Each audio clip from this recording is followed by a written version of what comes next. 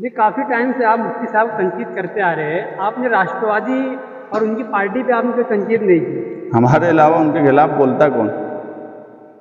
पिछली कांग्रेस और आज की राष्ट्रवादी, इनके खिलाफ हमारे अलावा बोलता कौन है शहर में? राजधानी हम सबकी राजधानी, ला ला ला ला राजधानी, ओ राजधानी। राजधानी गारमेंट जंक्शन, लेडीज।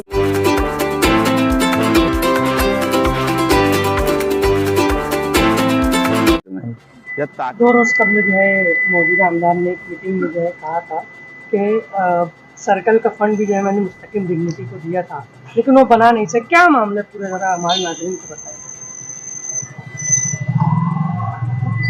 मुफ्ती साहब जो बात बोले थे, दो मामला बोले थे। एक स्कूल की बात, स्कूल का जो मामला था वो कल स्कूल के हेडमास्टर ने उसमें साफ तौर पे बता दिया कि उसका ठेकेदार कौन था, काम की क्या नौइयत है।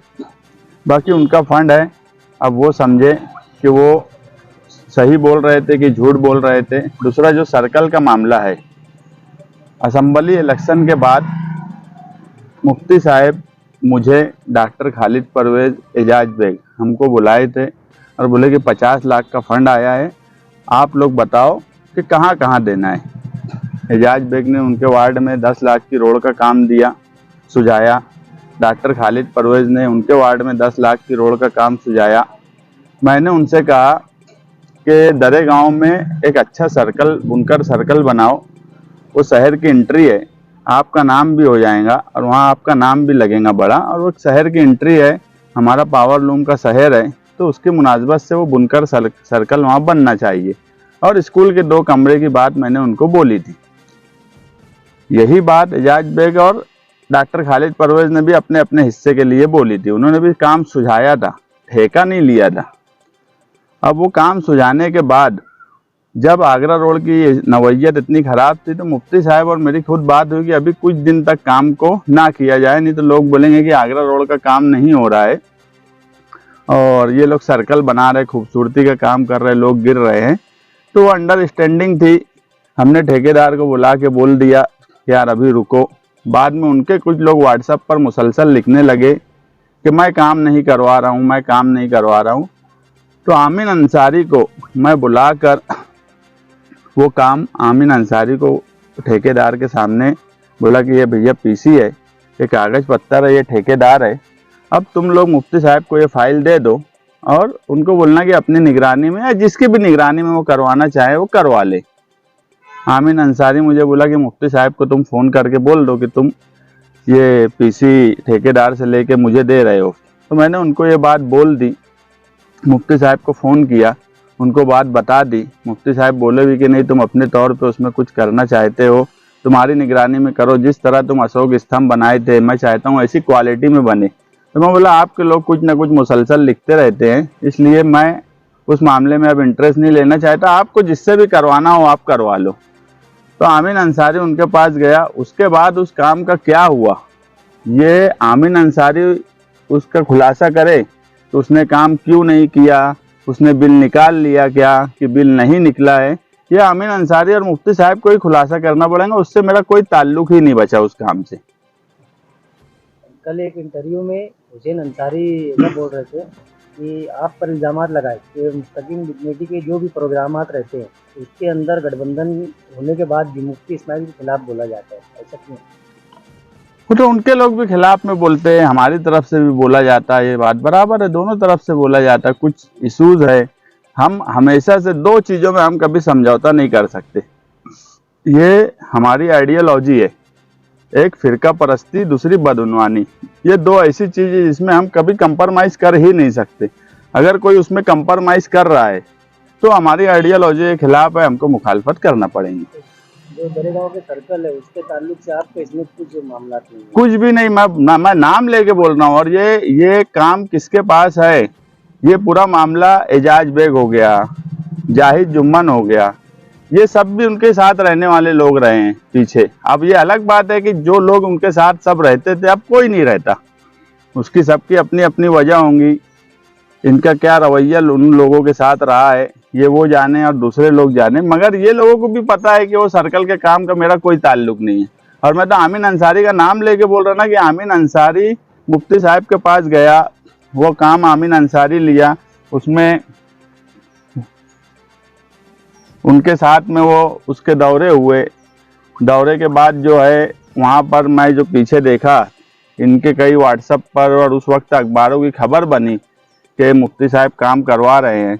ये 20 अगस्त 2022 का, इसमें आमीन अंसारी भी दिख रहा है, मुफ्ती साहब भी दिख रहे हैं, वहाँ के इंजीनियर भी दिख रहे हैं। तुमको ध्यान होगा वहाँ प्लेट वगैरह भी लगी थी। तो उसके बाद काम क्यों नहीं ये लोग करवा पा रहे हैं, या इन लोगों ने बिल निकाल लिया है क्या, ये तो आमीन अंसारी खुलासा करेंगे इस बात का। इससे मेरा क्या ताल्लुक, ये इस वक्त तो मेरा मुफ्ती साहब से ऐसा कोई ताल्लुक नहीं बचा था कि मैं उनके साथ दिख रहा था या जो भी था, ऐसा मैं तो उनके साथ कोई ऐसा बात नहीं थी। आमीन अंसारी और वो तो दिख रहे ना, वो ये दरेगांव जो है, दरेगांव के पास का ही फोटो है ये। तो ये खुलासा तो अब इन लोगों को करना चाहिए कि क्या बात है, या वो क्यों काम नहीं हो रहा है।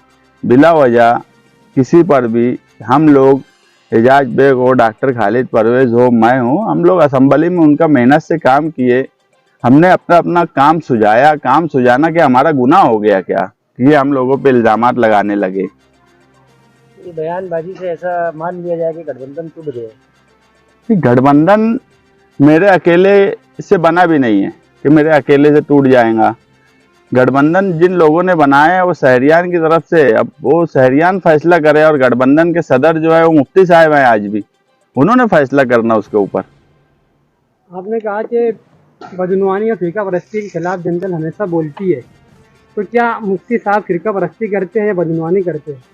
नहीं, मैं ये बोला कि हमारी आइडियोलॉजी है। जैसे कोई अगर ये बोलता कि यार खिलाफ में क्यों बोले, तो फिरका परस्ती के सवाल पे चरखा आंदोलन था।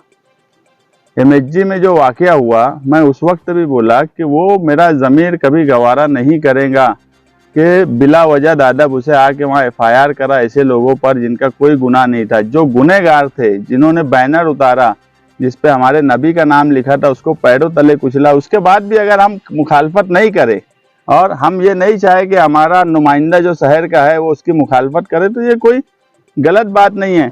अगर मेरे घर में मेरे वालिद भी कोई चीज़ गलत हो रही है और वो नहीं बोलेंगे तो मैं उनको भी टोकूंगा। जी, काफ़ी टाइम से आप मुफ्ती साहब को तनकीद करते आ रहे हैं, आपने राष्ट्रवादी और उनकी पार्टी पे आपने कोई तनकीद नहीं की। हमारे अलावा उनके खिलाफ बोलता कौन? पिछली कांग्रेस और आज की राष्ट्रवादी, इनके खिलाफ हमारे अलावा बोलता कौन है शहर में, या ताकत से कौन बोलता? हम ही हमेशा बोलते हैं। चरखा आंदोलन में भी जहाँ पे तनकीद की ज़रूरत थी वहाँ बोला गया। आज की पोजीशन ऐसी है कि कारपोरेशन में आज सिर्फ जमहूरी तौर पे एक ही ओहदा बाकी बचा है। 1.5 साल का वक्फा हो रहा है, कारपोरेशन में इक़्तिदार नहीं है। नहीं तो कोई मुझे बता दे, कारपोरेशन के इक़्तिदार तक, महासभा से लेकर रोड तक अगर मुखालफत किसी ने किया तो हमारे अलावा किसने किया इस शहर में? एक पार्टी का नाम बता दो। दूसरा कि मैं जो भी बात बोली गई अभी तक, ये तो 2 चीज़ें मुझ पर झूठा इल्ज़ाम लगाया गया था, उसकी सफाई भी मुझे देने की ज़रूरत नहीं, दूसरे ही लोग दे रहे हैं सफाई।